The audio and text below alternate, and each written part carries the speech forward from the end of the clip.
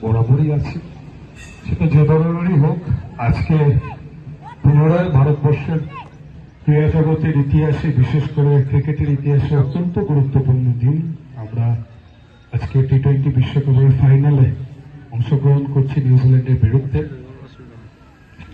আজকে এই অনুষ্ঠানের, এই খেলার যে শুভ সূচনা হচ্ছে, তাতে আসতে পেরে ভীষণ ভালো লাগছে। আমি যারা যারা আমাকে আমন্ত্রণ করেছেন সবাইকে অনেক অনেক ধন্যবাদ।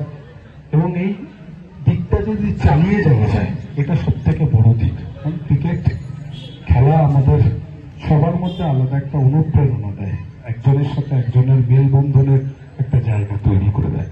আর ভারতবর্ষের অন্যতম আবেগ হচ্ছে ক্রিকেট। সেই আবেগকে ভালোবেসে টানে মাঠে আসতে পেরে ভীষণ ভালো লাগছে। সবাই ভালো থাকুক এবং আগামী দিনেও শুভেচ্ছা রইল।